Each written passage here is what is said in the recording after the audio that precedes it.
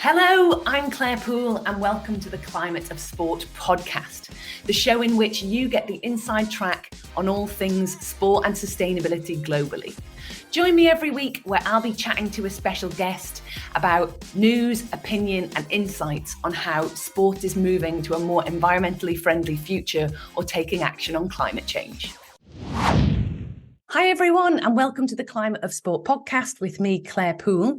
I'm absolutely delighted to be joined for this episode by not one, not two, but three incredible people talking about all things sport and sustainability. So let me introduce you to Danielle Bedasse, who's Vice President of Community Affairs and the Executive Director of the Atlanta Braves Foundation. For those who aren't in the US, the Atlanta Braves are a professional baseball team based out of Atlanta, Georgia. So Danielle, welcome to you. Thank you. Thank you, Claire. 2021 World Series champions, actually. 2021 World Series champions, guys. Come on. Thank you, Danielle. Incredible. And second, we've got Brianna Treat, who is Director of Sustainability at Seattle Kraken Hockey and the Climate Pledge Arena. Again, for anyone not in the US, Seattle Kraken are a professional ice hockey team based out of Seattle in the state of Washington. Brianna, welcome to you. Thank you. Happy to be here. And finally, last but not least, Chris Dickerson, who is Sport and Sustainability Manager of One Tree Planted and CEO and co-founder of Players for the Planet. Chris, welcome to you. How are you? Good to see you again, as always.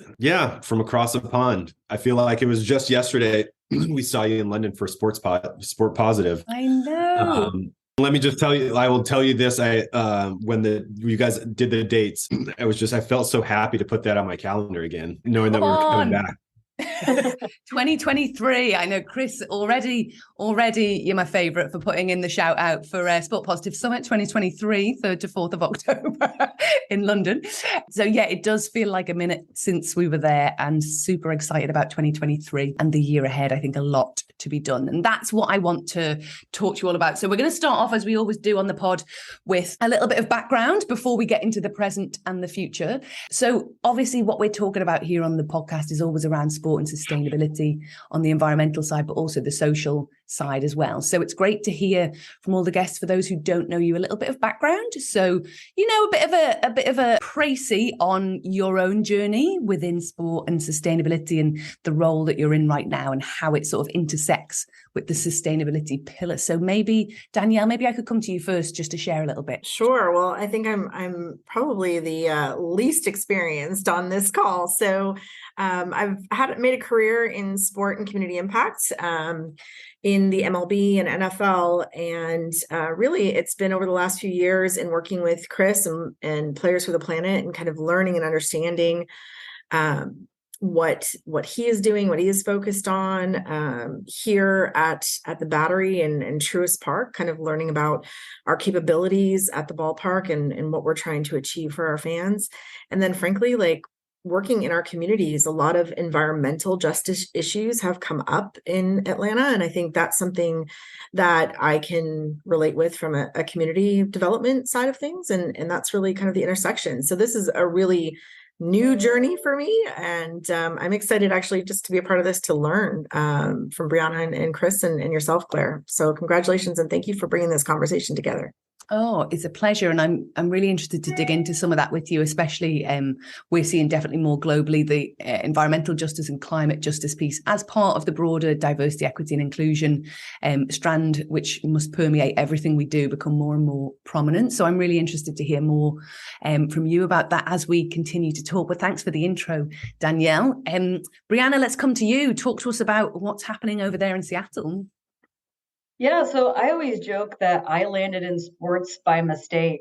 Little bit about me, and I'll kind of dive into the work I do at the Climate Pledge Arena with the Seattle Kraken, but originally from Oklahoma, not a sustainability-centered state.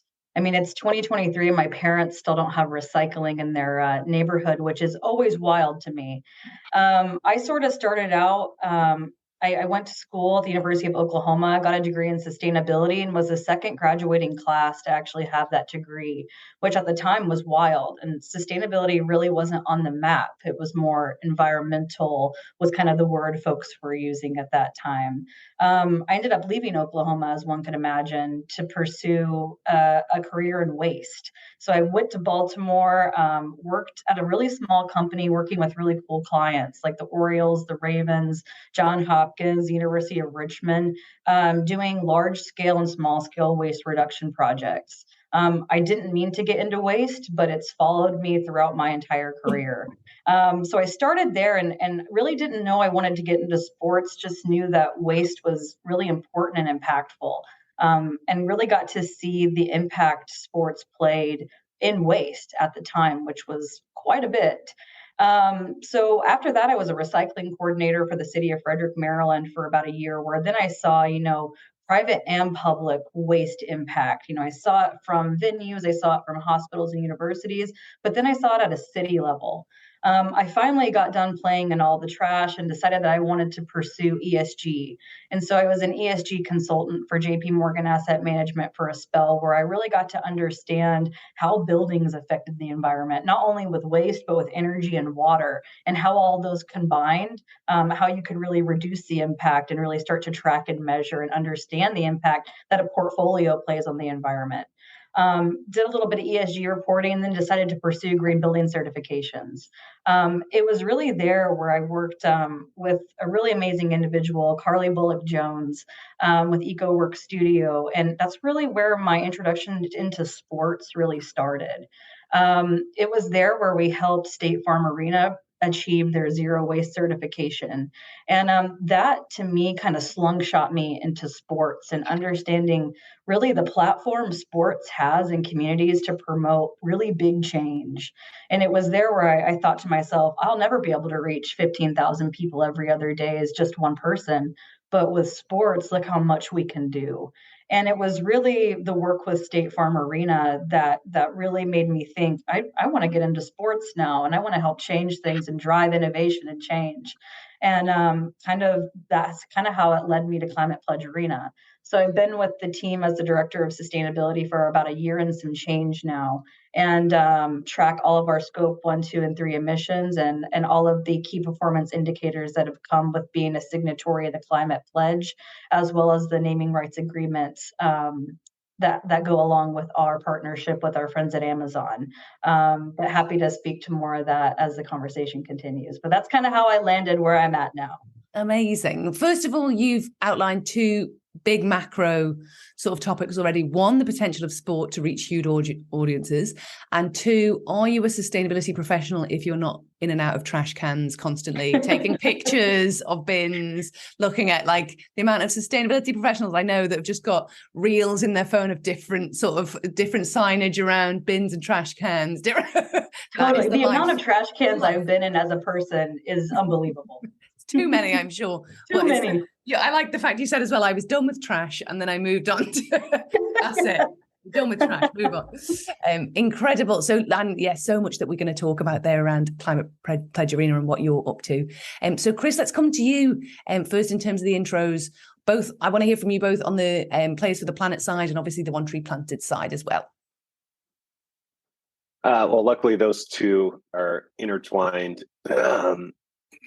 I started my journey, obviously just kind of growing up in Southern California and just being exposed to the plethora of issues that we have and that we continually face in California, from drought to wildfire, to ocean and waterway waste, air pollution, overconsumption, habitat loss, you name it. And, just understanding that as a kid and being very fortunate enough to have field trips and to have education programs that we're able to learn more about our relationship with the environment always stayed with me. And my dad, being a recycling nerd, creating our own recycling station out of PVC pipes from Home Depot also was a big factor. And understanding just how, just basically the basic sorting process, but also just the process of recycling itself, from plastic to glass to old newspaper, to having our green bin and, learning about where, compost and how that's broken down on an industrial scale as well. And so it wasn't until 2007 that I was homesick from Arizona during the Arizona Fall League in Scottsdale, Arizona. And I wanted to stay home on New Year's and watch documentaries. And The Inconvenient Truth was one of those. And that kind of propelled me not only to see to get out of what I experienced just in California and Los Angeles in particular, but where we're at on a global scale. And the following year, through a number of different, a number of coincidental events, me getting really into Thomas Friedman and reading the Time magazine article, The Red, the White, the Green, and Why America Needs a Green Revolution. There was a series of ads. One was for a Brita water filter and one was for a reusable water bottle.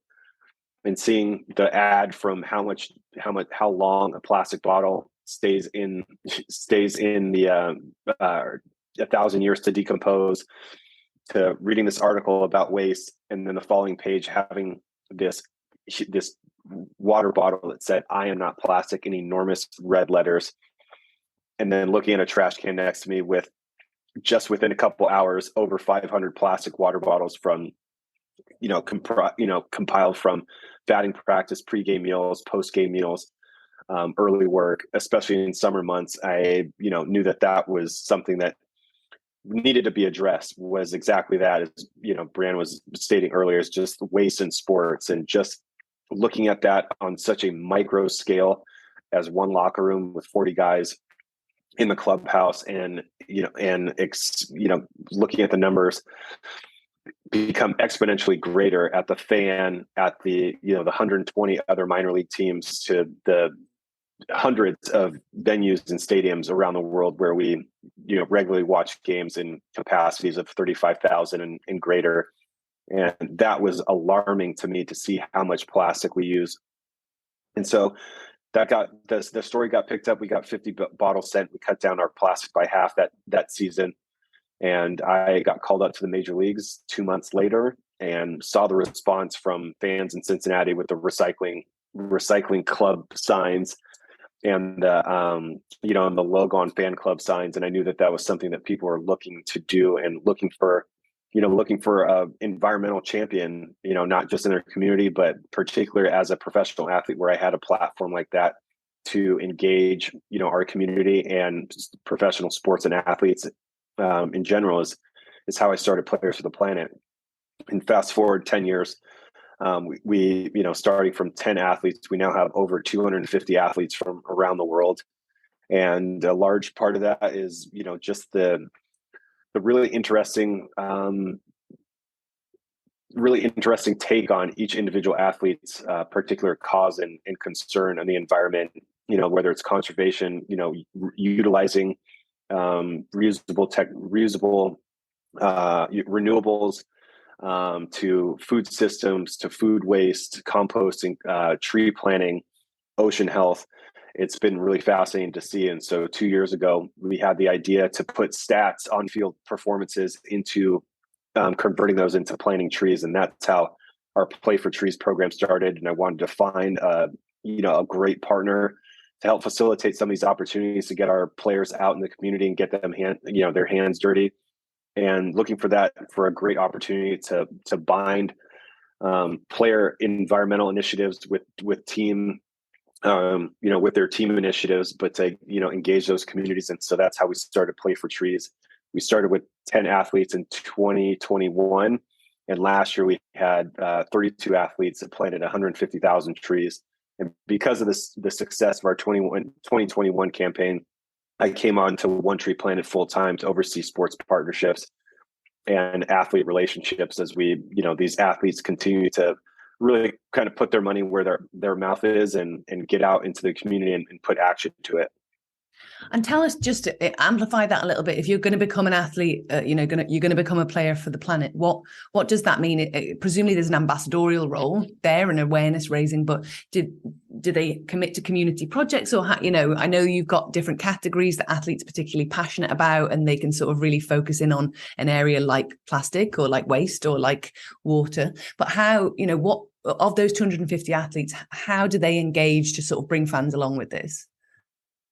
Yeah, it's taken a lot. It's taken many different faces, and I think that's been the most curious thing over the last year is to see how they've responded and just the demand to getting out into the community. And so you can be a beach volleyball or beach soccer player in Portugal or Brazil and put on kind of under the Players for the Planet banners, go out and get your team and your community together to go out and to do these events. So really, it's the philosophy that as athletes, we have that power to go out into our communities and garner the support from our teammates and from our fans to go out and do something great. And we've seen that a lot for the athletes that are here, where, these guys it becomes a little bit more tangible and accessible. We have tree planting events, we have beach cleanups, where we have our whole ocean health program in the DR with the youth academies. But we also have a ton of requests from athletes that want to get more involved, that want to learn how they can, put together their own initiatives, whether they're youth ambassadors or high school athletes that are looking to utilize or get the team reusable water bottles, or do tree planting, or do a recycling programs at their school, or just having guys like Brent Suter who just do these things on their own, and they go above and beyond to go to their front office and demand change and demand the necessary tools to make their clubhouse a more sustainable environment. And so it's been really interesting to see the power that these guys hold into being catalysts and agents of change. And we have minor league players that literally put on cleanup events after the game and go up into the stands to pick up trash with teammates and staff. So it's been great to see the different types of contributions, whether they're put on their own or they're at Players for the Planet events when we can activate in their city. Incredible. And, great to hear. I think the athletes are such a strong voice within this around that fan engagement piece. And I just want to come to you, Danielle, because Chris mentioned community a number of times there in terms of, especially around waste or beach cleaning, great examples of activations in communities. And I know you had, coming at from the community and social impact side, that you, especially during COVID, came from the community angle, from a slightly different angle from food. And I think it'd be great to hear a little bit about that and that story. Sure. And it kind of makes me think about a few situations. Obviously, we don't have beaches in Atlanta the same way, although since some of the things we've done, the Chattahoochee River conservationists have come to speak to me about some of the things that we can do to help them. But I would say we really came into thinking about this through food security and thinking about food security in more of a cyclical or circular economy, as opposed to just distributing food. During COVID, we had 2 months worth of food in our freezers when everything shut down. And to Brianna's point about waste, we didn't want to see it go to waste. So we are kind of pulled together as a team and said, is there any way we could repurpose this food and put it out in the community for those that were struggling with hunger? I mean, we are there's definitely a lot of have-nots in our city. A lot of Title I schools, kids that were going home with, and counted on the meals they were getting at school that wouldn't be getting those meals. So we were able to turn those 2 months worth of food into about 100,000 hot meals over the course of about 5 weeks, and realized that while that was, an awesome effort, it didn't provide everything that was needed. People need to eat 3 times a day. Children need constant food. You don't get to kind of drop it off once on a Saturday and be done and keep it moving. So just as we kind of progressed through COVID, we were able to work across about 91 different organizations. We served as the cold food distribution center for about 91, we called the Cobb Community Food Fleet, that was doing food distributions.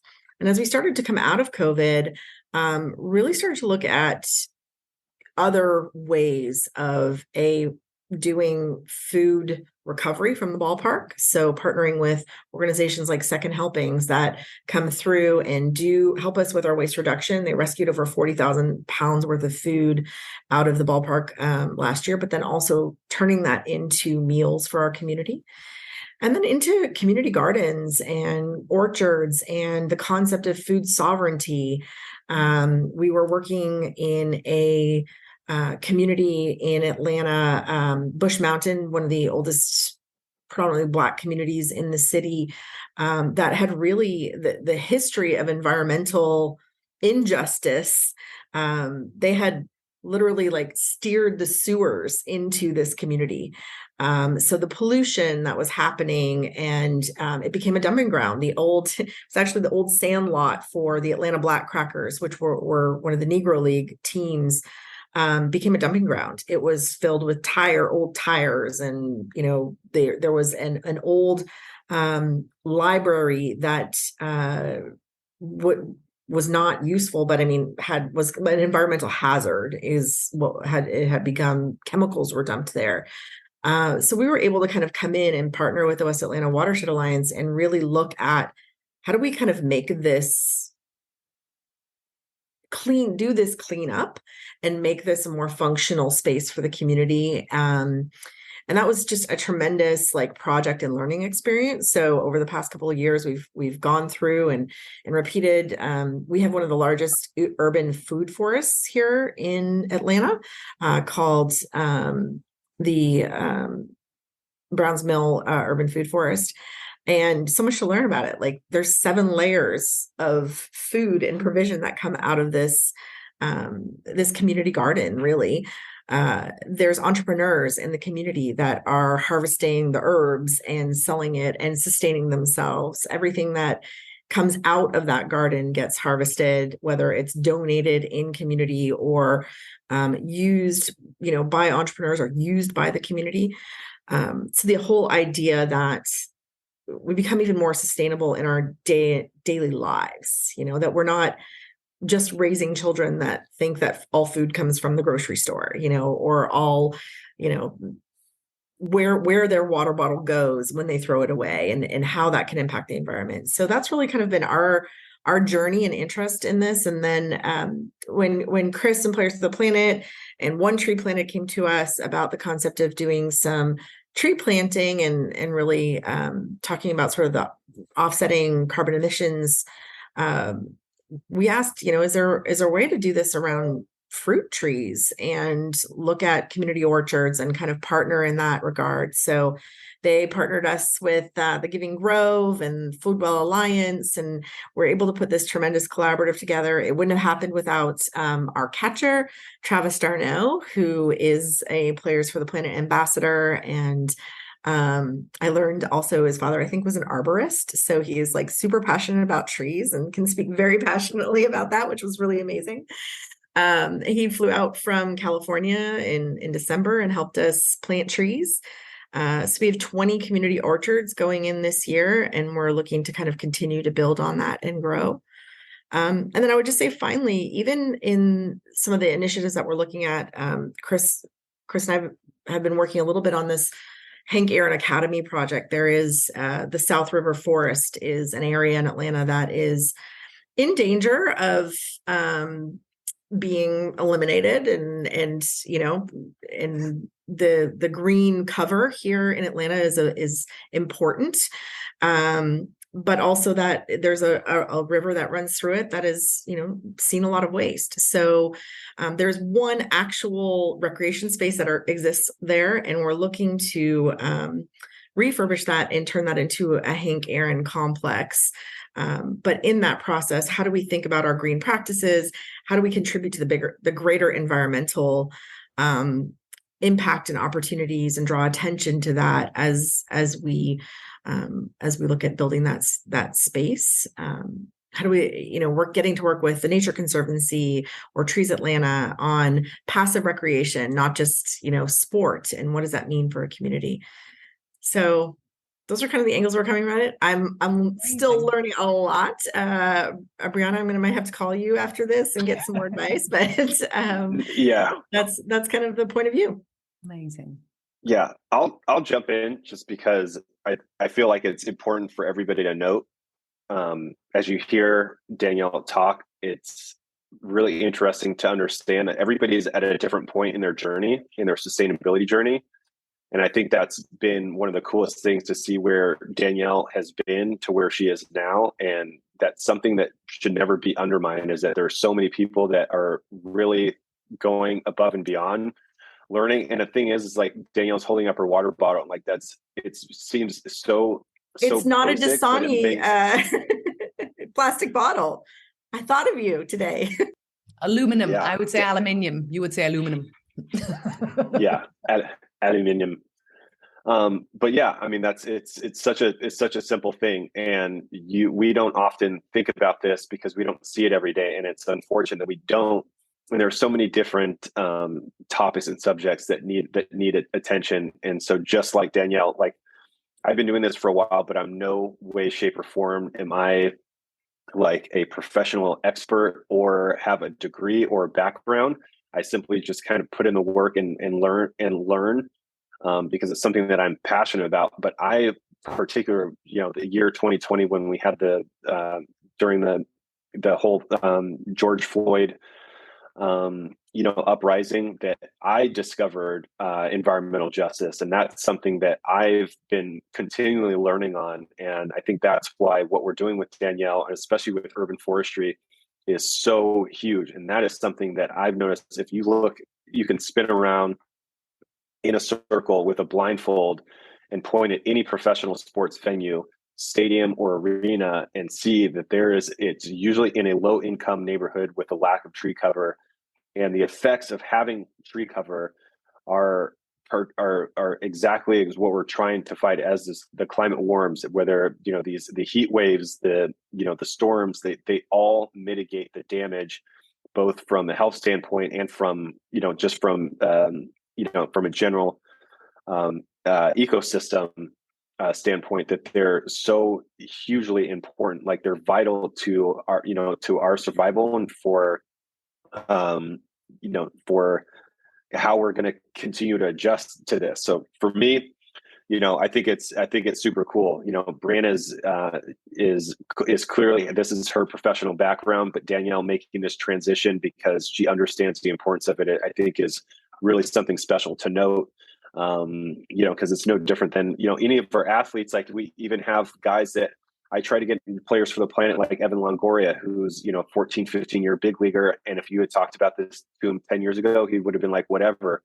But now understanding, where we're at, having kids, and understanding the importance of preserving the future for the first, like that narrative has changed. And because of that, now they're becoming much more in tune with what they can do as a personal responsibility and as an athlete to reduce their footprint and be stewards of the environment. Definitely. And I think, thank you for that, Chris, in terms of that sort of follow on as well. I think, Danielle, the environmental justice or the climate justice example is great because we talk about this quite a lot. And often in conversations, people will say, I'm sorry, how does the environment and climate change and a justice piece relate to sport? Tell me about how that manifests, because people are quite happy with diversity, equity, and inclusion in sport, but they don't see the environmental impacts. And sometimes it can feel quite far away because often examples are given are, climate change worsens and girls, especially around the world, lose out on education because they have to walk twice as far to get water, and they feel very far away. Whereas these examples where we know, as Chris mentioned there, as the climate crisis worsens and we get more extreme weather, people in deprived urban areas especially are more affected because of heat islands. If there isn't that natural space nearby to help reduce the temperature, it gets worse. people then, of course, can't do recreation, exercise. Therefore, their health can deteriorate, and it becomes a cycle that people find it very difficult to extricate themselves. So, I think that, first of all, I think that was a brilliant example of shining a light on that. Brianna, I'm dying to hear from you now. I feel like it's ages since we heard from you. But I want to bring it. There's other things I want to come back to as well in terms of some of the mentions there. But I want to come to you because I think, first of all, Chris's perspective for sure of we don't all need to be experts in this area, and actually a lot of people in sport haven't got the background that you've got of coming through in that way, and they're very passionate but they don't know as much. But we can bring that expertise and that and that passion's amazing. But you've obviously had a different journey, but also I'd love to hear about, there's so much we could talk about Climate Pledge, but your zero single-use plastic pledge, which is a massive thing to say you're going to be single-use plastic free by next year. The waste side, I know there's so much in the transportation side and where the arena sits. So give us a bit of a highlight reel of sort of the big things you're excited about, especially around the fan engagement piece and how it intersects with your community. Absolutely. I guess take a journey with me right now back to 1962 during the World's Fair. 1962, John F. Kennedy was president. We had just circled the moon in the US for the first time. We just lost Marilyn Monroe. But at that same time, that's really where the first iteration of the Climate Pledge arena was built for that 1962 World's Fair here in Seattle, Washington.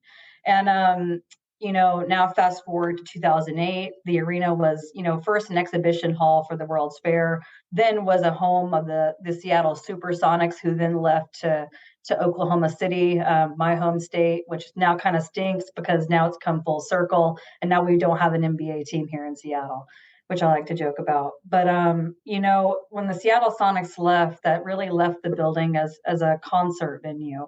And it wasn't until 2018 rather, that the renovation or talk of renovation of the arena really began. And construction started really September 2019. So the 2 years of construction were in the midst of the pandemic. So that was kind of our first feet into the construction process of the arena. Most notably that we reused that 44 million pound steel roof that was first constructed in 1962 and is still our roof now here today in 2023, which is completely wild to me. It was during the construction process that the naming rights agreement was really set. So Amazon purchased the naming rights of the building, naming it Climate Pledge Arena. It was really there that the decision was decided that we were going to be the most progressive and sustainable arena out there at this time. It was there that we made the commitment to go through with our zero carbon certification through the Living Future Institute. And there were 3 really big stipulations to really proceed with that certification. One was that we had to completely eradicate fossil fuel usage in the building. And at that time, we were pouring concrete, and natural gas was actually, the lines were actually able to hook up to the building. So if you were to look now, those natural gas lines would still be almost connected to the building, but not at all. So we had to tell our contractor, hey, just kidding. We're actually going to change the entire guts of the building from, natural gas to completely electric. And that's just what we did. We electrified the whole building.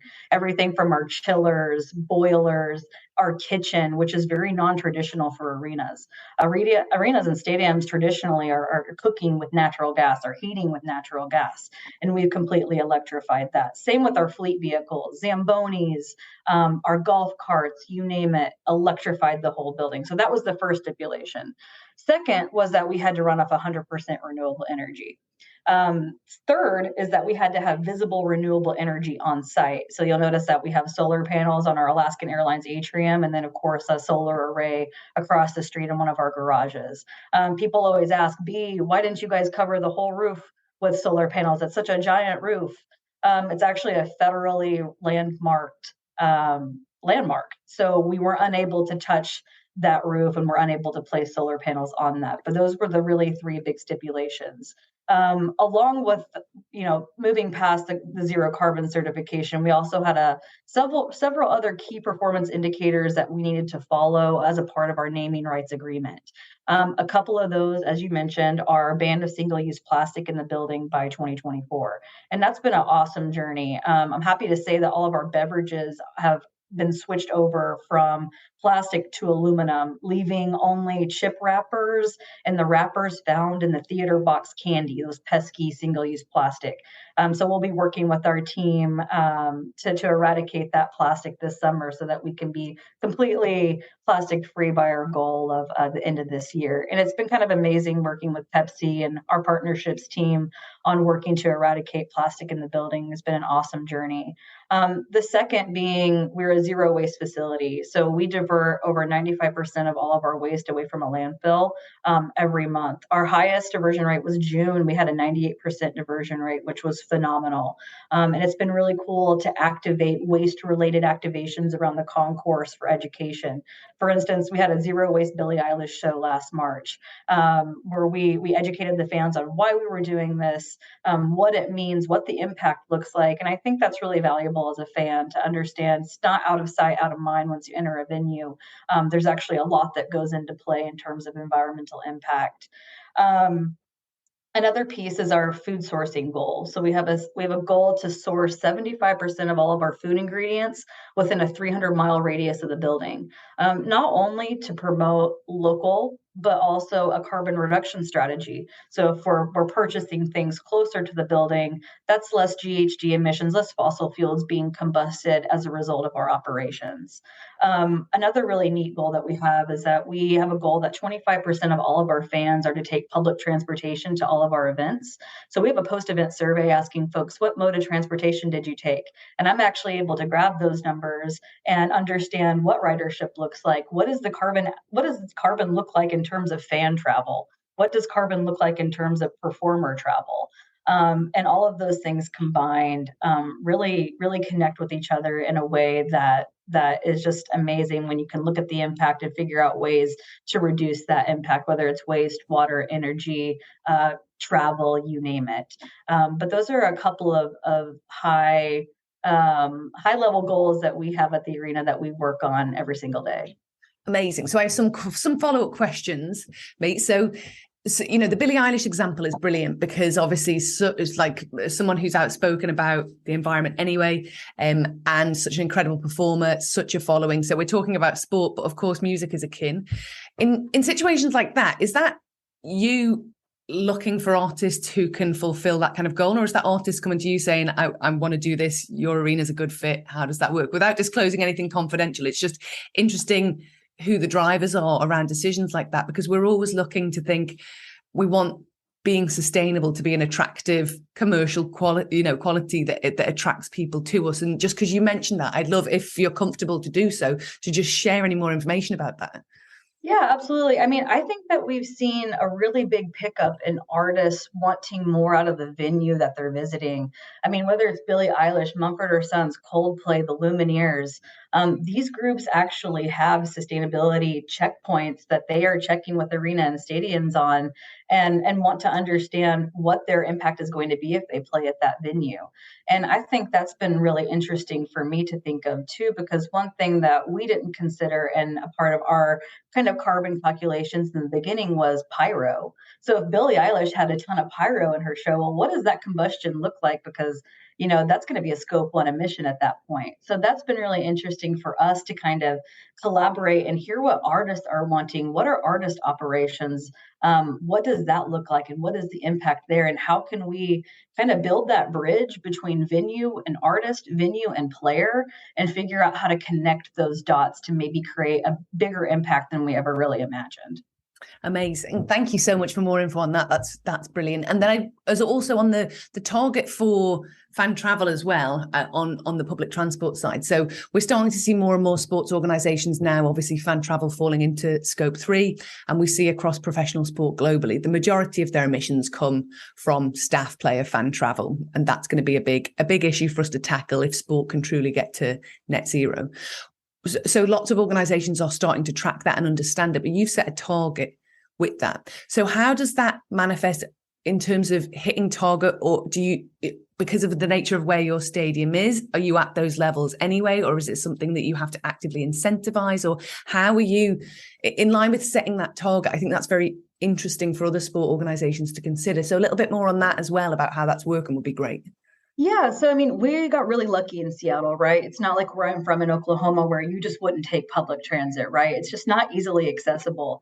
But here in Seattle, especially by the arena, we're in such a great neighborhood where there's bus stops. We have the monorail at our front door. We've got the light rail. We've made investments with the monorail on building out, those stations so that our fans only have to take a 90-second monorail ride from our Westlake Light Rail station, from the monorail right to our front door, to really incentivize folks to take that public transportation. One other really neat thing that we have is that if you are a fan and you're coming for a Kraken game and a concert game, your ticket in the building actually acts as a free public transit pass 2 hours before the event and 2 hours after the event. And we've seen last year we awesome. had right? Last year we had So 25% cool. Of Kraken and Storm fans take public transit, and then 20% of concert goers taking public transit to our event. So we really try to incentivize public transit as much as possible, as well as making it easy and convenient for the fan, because parking is just wild in Seattle. I don't know if you guys have been, but it's very tight. So the more people that take public transit, the better for the city, and honestly, the better experience for the fan. Yeah, and obviously the environment as well. Absolutely. And that, I think, parking in Seattle. Yeah, parking in Seattle. That stadium, both those stadiums, even T-Mobile, the baseball stadium. It's like every time we play there, I always wonder where people are supposed to park. Exactly. Yes. So them getting carbon emissions in Washington, one of the highest emitters in the state of Washington is actually transportation, which is why we also wanted to focus on lowering that transportation impact, not only for our operations, but also for the state of Washington as well. Absolutely. And I think it's great to hear of that in the US, because we know obviously the US is so large. And as you said, a lot of stadiums, arenas don't have that public transport infrastructure to be able to support that. We see a lot more like the combi ticket in Germany for Bundesliga games is very normal. Brighton Hove Albion in the UK, they have a fan zone ticket on the game. But again, often in areas where that public transport is there. But it's great to hear about it happening in the US, where you kind of expect everything to be really far away and on big roads. And the only way to get there is by car. So thank you so much. And we're going to come back again, to finish off. I think so much info there. I want to follow up, Chris, with you on just a point that Danielle made around the orchards that were planted in collaboration with One Tree Planted, because, we've had this conversation before, and it's not a secret. We are sometimes approached in regard at Sport Positive saying, you're working with One Tree Planted. Haven't we moved beyond tree planting? There's so much more we need to be doing. And our response is always, tree planting is an incredible way to engage the community with nature in a really accessible way. It's not the entire answer, but it's certainly a piece of the puzzle. But as part of that, I'd love for you just to have the opportunity to sort of talk about how it's so much more than just simple tree planting. And I thought the orchard example was a really great case study of that. It gives sort of color to the fact that you're not just arbitrarily sticking some random trees somewhere and forgetting about them. Like, it's so far away from that. So I'd love you just to give a bit of color to that. Yeah. I mean, just since I've been on board, that's kind of how I looked at it. I mean, understanding just the science behind, obviously, carbon sequestration and how they filter water. But, again, getting into that, urban forestry and urban heat island, and how you look at the science behind it and the numbers that come from like these massive heat waves over the years, is that for whatever you always wonder why the elderly and why people of color and the elderly are always the one who are hospitalized. It's because they lack trees in poor neighborhoods, and these same poor neighborhoods, when it does get hot, they're the same group that is afraid to turn on their air conditioning to spike their electric bill. So these are the ones that suffer the most when they try to hold out, and just with like a regular fan, and obviously just not blasting AC all day. So it goes so much deeper. Like you said, it's just putting a tree in the ground, but also just the value that comes from orchards in particular. You look at Chicago and what Michelle Obama brought to attention years ago as far as what a food desert is, and nobody had heard of this until you put Chicago on the map. And again, going back to the athlete thing, like it's not something that we don't notice. Like Jason Hayward, Curtis Granderson, Cameron Maben, all played for the Chicago Cubs, and they would often tell me for 30 minutes from their drive home to the stadium, they wouldn't see one grocery store. And like that is an embarrassing fact that people do not have access to fresh produce, within a close proximity of their homes. And most of these low income communities, if you ask the kids where fruits and vegetables come from, they'll say that it's from the grocery store. They have no concept that there are gardens and that there's agroforestry that goes on, because they're basically in a concrete jungle. So again, like it's been part of my development, both as an environmentalist, as a player, as a communicator, to understand what the issue is on the social impact, the activism side from environmental justice, and climate justice is social justice. When you look at it, and that's what we call intersectionality, is the intersection of social justice and climate, because when we can attend and we can solve some of these issues and bring more awareness, we find that there's a direct correlation between the warming climate and the disparity in which it affects communities of color and low income communities. So one of the most awesome events that we did last year was with the Milwaukee Brewers. We were so fortunate to have 6 players on one team, and we had another player from an opposing team come and plant 25 fruit trees in an urban neighborhood in Milwaukee. This particular neighborhood, really underserved, and again, maybe one grocery store in the entire neighborhood. But this particular project was going to be able to feed an entire neighborhood plus, in 3 years' time. It's going to provide a sustainable source of food and vegetables for 100,000 people, and it's incredible to see that is what's needed. It's not necessarily just about putting in an oak tree or a pine tree. While that's great for biodiversity, these offer shade, they filter water, they increase soil quality, the quality of the food that's grown, but also having like these open events where anybody in that neighborhood can come out and share and get what they need to fulfill and to feed their families, is probably one of the most rewarding things that we've done. And then for Danielle to take that and grow that exponentially is incredible. And because of Danielle and the Braves adoption, like that has been one of the hottest topics, for a lot of the teams in the conversations moving forward. And again, it's not just about adoption, but as athletes, we think we can influence other athletes, but when teams step up and do this, it's going to look like, I know when Brianna speaks, Danielle's taking notes, but likely for everybody else, for all these other MLB teams, they're taking notes because of what Danielle and Atlanta is doing. So there's just an amazing influence that we don't understand the impact in people stepping up and being proactive, setting an example, and now be able to lean on, the expertise and advice of all these. And I think, having the 4 of us on here, that's why I particularly enjoyed Sport Positive so much, and Green Sports Alliance, is getting to meet Brianna, but also just me being a huge soccer fan, being at Sports Positive and seeing that it's no different, it's no different from afar. We may not see it. It's like, Danielle held up her reusable water bottle. We don't see what's happening in the DR with our MLB Academy players.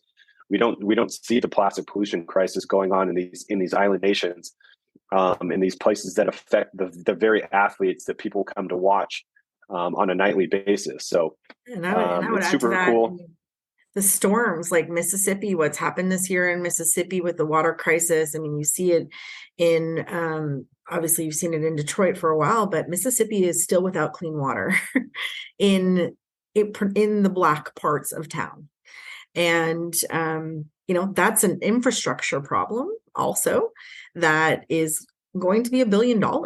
And, to be able to draw attention to those kind of environmental challenges, that is a massive environmental justice issue.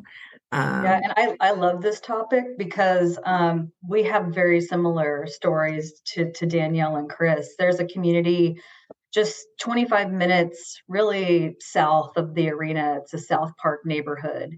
And that neighborhood has been disproportionately affected by climate change for years. The industry that surround the main river, the Duwamish River, in that neighborhood has been polluted by industry, and they're actually right at a flight path.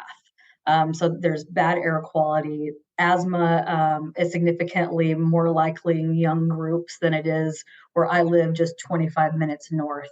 And it's been really interesting for me to be a part of a team without the perspective that Danielle and Chris have, because of what the team can do to interfere with these issues and to reach out to these disproportionately affected communities and give them the platform to understand exactly what they need instead of us assuming they need resources they may not need. And I think that's been a really cool thing for me to be a part of with the Kraken, especially with our nonprofit or arm into the community, One Roof Foundation, who really focuses on environmental justice and reaching youth and folks that have been disproportionately affected by climate change, among other things, and really bring them to the table to give them the resources that they need. And I think that's been some of the most fulfilling work I've been a part of this year. Incredible. I think I can't hear the words intersectional environmentalism without shouting out Leah Thomas's book, Always. I mean, nothing to do with sport, but just the most incredible book in terms of looking at the environment through an intersectional lens. So we always shout that out. And it's been incredible to hear you all. I'm conscious that we're running out of time, so I want to just get some final thoughts for you all. I think there's been so much in there. I've got a million questions for you all, but we also have to do our day jobs. So I'm conscious of not keeping you all on for that long. But I guess just a brief response from you all, within the guise of what we've spoken about and what's been covered today, which has been incredibly rich content. Where do you see things going, either for yourself as an organization or within sport, and whether it's climate justice or sustainability more broadly? Where do you see us going, and what do you think of let's look at the opportunities. We sometimes say, like, what are the challenges or the barriers, but actually let's look at, what the opportunities could be rather than the challenges necessarily. But what's your hope for the future, or what do you think where the opportunities can lie for you all? And for anyone to jump in however you wish. I want to hear from you all on that. I think for me, I hope to see more transparency and collaboration across all industries, but especially sports. We can all be very competitive, right? But we will not be able to fight climate change alone. We must team together, most literally, and share practices, share stories like these conversations that we're having today, so that folks know that it's possible and the impact that sports can have, not only on youth, not only on disadvantaged communities, but to change the industry altogether. And I think that's been something that's just been amazing for me to see even this year, with the collaboration of other sports venues that I've spoken to that want to learn more about what we're doing at Climate Pledge. But then I also get to learn what they're doing. I mean, Danielle, the amazing work that you're doing with food waste prevention, I'm taking note of that as well, because I know that we also have a lot of food waste in our venue. And how can we use that material and give it back in a way that's meaningful and impactful? And I think that's just been something that's been really awesome for me to learn this year. Amazing. And I just follow that up before we go to whoever wants to jump in next, just as a reminder that nearly 25% of our global emissions come from food and the way food comes about.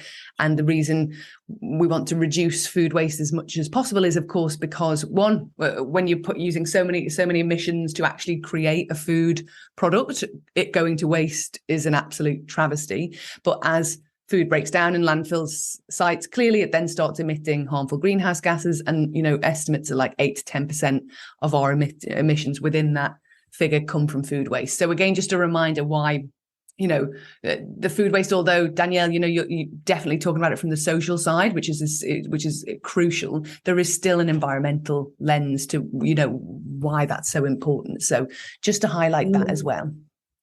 And I'll say like, that's kind of where we've moved our food security initiatives under sustainability in kind of our plan. I will say from my perspective, I think, Chris is teaching me how to be an advocate and how to really look at things from an environmental sustainability point of view in all aspects of what we do, in our giving and who we're partnering with. From a community perspective, that's my purview, so I have that control. But when it comes to our own ballpark and, my colleagues here, how do I bring some of the, I was furiously taking notes as Brianna was speaking about all of these different, initiatives that they've undertaken at the Kraken, and to really say, okay, like, I know we're doing some of this, but how do we come together and figure out how to do more and really tell that story? What does that look like? I know we have partners that are interested as well, our corporate partners that are driving some of this for us. The mayor of Atlanta, I just sent Chris a note yesterday. The mayor of Atlanta just put together a task force around environmental and climate concerns.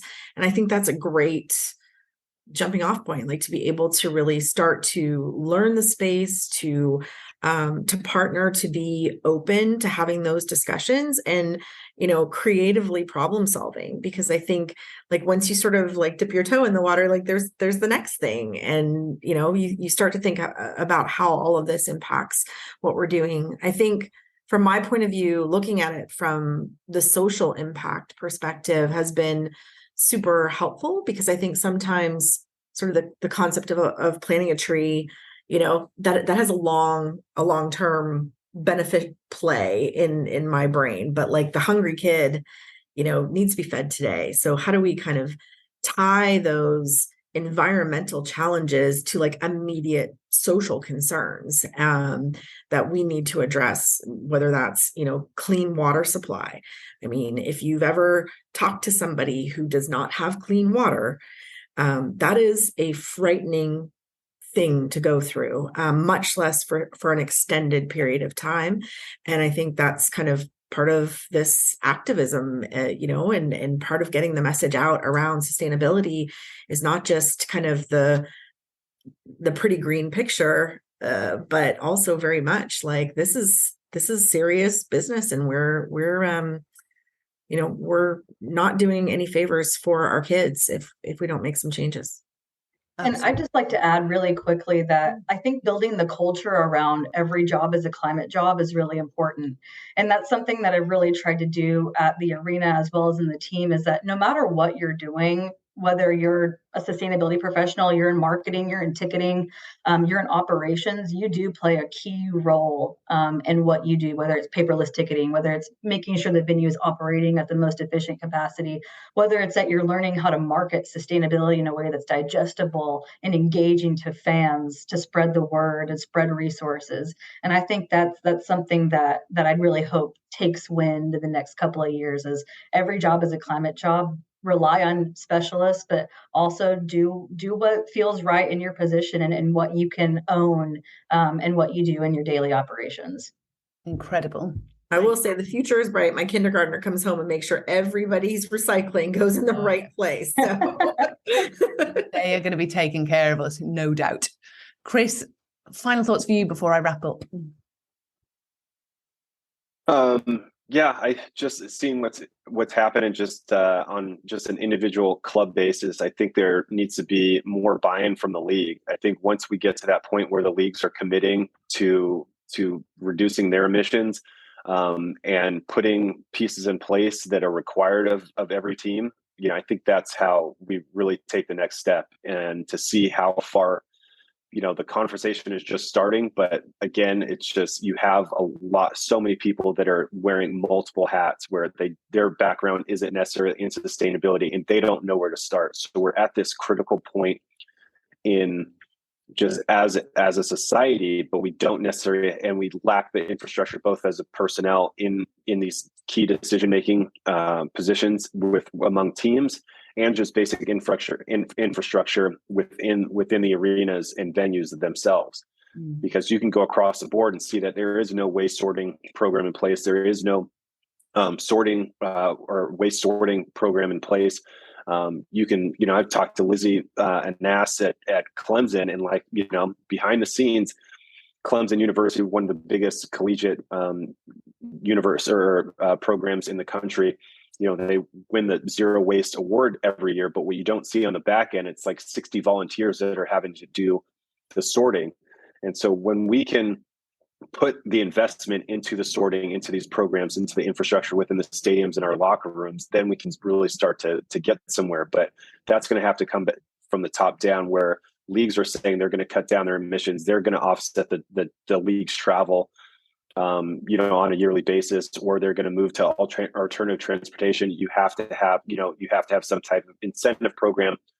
And I think, looking at Southampton, what they announced the other day, I think it's still out for the jury on whether it's a great idea, but it's a fun and engaging idea by signing up, doing a deal with the scooter company, because like, that's awesome, is to have that type of incentive to ditch your car or your truck or whatever and take electric scooter. I don't know if it's going to be the safest idea, but it does remind me of when you go and watch football games in Amsterdam or in the Netherlands, and seeing the amount of bikes and the infrastructure put on place to open it up, to make it accessible for alternative transportation. I'd love to see that happen more here.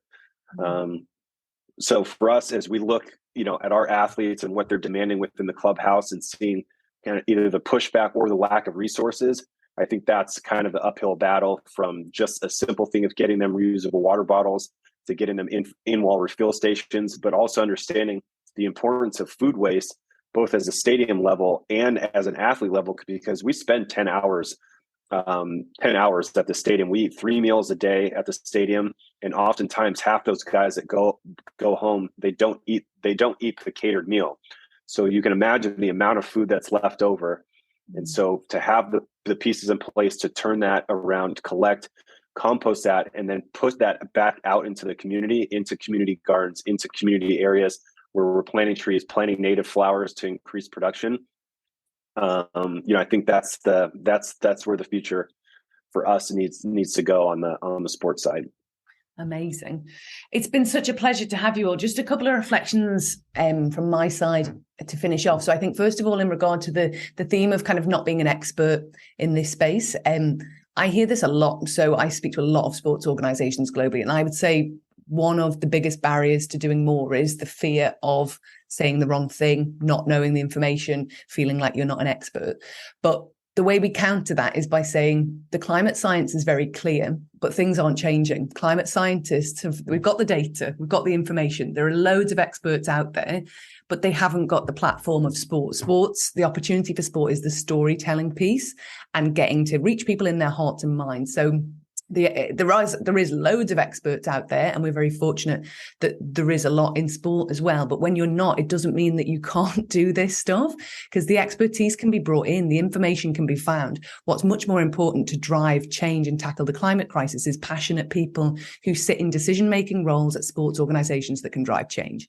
So again, if you're listening to this and you're thinking, I don't really know the first thing, it's, where do I start? There's such a big global community who can help you.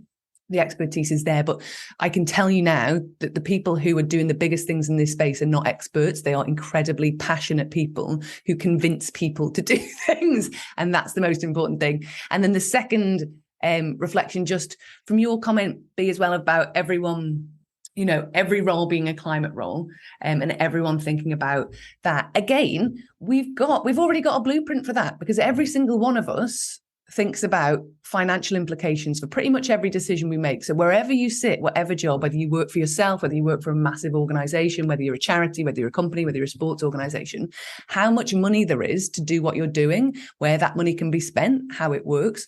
None of us are chief financial officers, but we're all aware of the financial stream of how that works. And that's where we need to get to with the environment. So every decision that's made, as well as thinking, how much is it going to cost? What's the return on investment? Is it going to have value? What's the impact?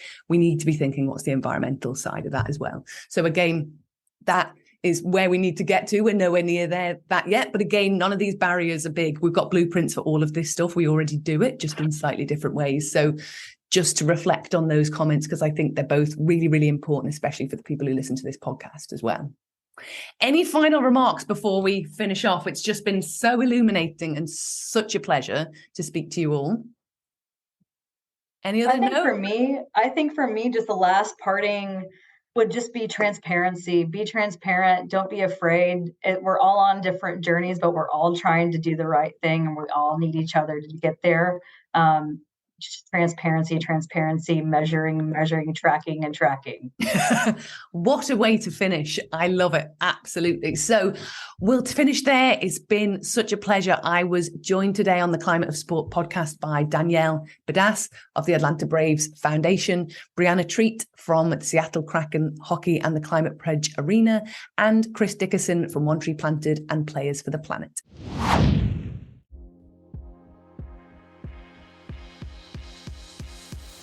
Thanks for listening to the Climate of Sport podcast. Please like and subscribe and get in touch if you want to share information about the work that you're doing, if you want to appear as a guest or you want to recommend guests, or you just have ideas of conversations you'd like us to have. You can get in touch by emailing info@sportpositivesummit.com.